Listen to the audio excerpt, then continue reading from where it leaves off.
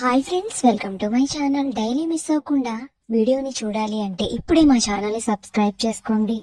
ఇక భూమి అయితే గగన్ తనకి దూరం అయిపోతాడని ఆ బాధని తట్టుకోలేక విషయం అయితే తాగేస్తుంది. అలా విషం తాగిన భూమిని చెర్రీ అయితే చూసి వెంటనే హాస్పిటల్ కి తీసుకుని వస్తాడు.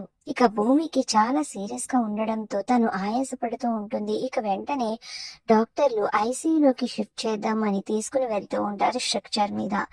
అప్పుడే విషయం తెలుసుకున్న శారద, గగన్లు ఇద్దరు కూడా హాస్పిటల్ కి పరుగున వస్తారు. అప్పుడే భూమిని లోపలికి తీసుకుని వెళ్ళబోతూ ఉంటే వాళ్ళు వచ్చి అడ్డుకుంటారు. అడ్డుకొని, భూమి నీకు అసలు బుద్ధుందా, ఎంత పని చేసావు భూమి అని భూమిని పట్టుకుని గగన్ అయితే బాధపడుతూ అంటూ ఉంటాడు. అప్పుడు భూమి ఇలా అంటూ ఉంటుంది, బావా, నువ్వు లేని జీవితం నాకు అక్కర్లేదు, కానీ నేను చనిపోయే ముందు నిన్ను ఒక్కసారి చూడాలి అనుకున్నాను బావా అని అయితే భూమి అంటూ ఉంటుంది. చంపేస్తాను అలా అన్నావంటే, నువ్వు లేకుండా నేను బ్రతకలేను. నీ మీద నా ప్రేమ రవ్వంత కూడా నాకు తగ్గలేదు. నా గుండెల్లో పదిలంగా అలానే ఉంది.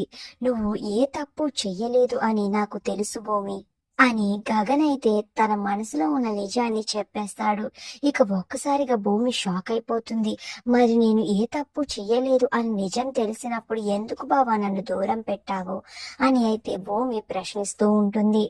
అప్పుడు చెర్రీ ఇలా అంటూ ఉంటాడు, ఎందుకంటే బావ, అన్నయ్య తన మనసులో ఉన్న నీ పైన ఇష్టాన్ని చెప్పేస్తే నీ జీవితంలో మీ నాన్న దూరం అవుతారు. నీకు అన్నయ్య ఒక్కరే ఉంటారు. అందుకే అన్నయ్య తన ప్రేమని త్యాగం చేసి నీపై తనకున్న ఇష్టాన్ని చంపుకున్నాడు. ఆ బాధని గుండెల్లో దాచుకున్నాడు మా అన్నయ్య అని చెర్రీ చెప్తూ ఉంటే గగన్ మంచితనానికి బావా అని భూమి కరిగిపోయి గగన్ ని హగ్ చేసుకుని ఏడుస్తూ ఉంటే గగన్ కూడా భూమిని హగ్ చేసుకుని ఏడుస్తూ ఉంటాడు. అప్పుడే భూమి నోట్లోంచి బ్లడ్ కారుతూ ఉంటుంది. మరి ఇప్పుడు భూమి ఏ తప్పు చేయలేదు అన్న నిజం తెలుసుకున్న గగన్, భూమి ఇద్దరు ఒకటైపోతారా? మరి తారా పరిస్థితి ఏంటి? అసలు ఇప్పుడు ఏం జరుగుతుంది అనేది నెక్స్ట్ వీడియోలో తెలుసుకుందాం. ఇలాంటి మంచి మంచి ముగ్గుల కోసం ఇప్పుడే మా ఛానల్ ని సబ్స్క్రైబ్ చేసుకోండి. Thank you.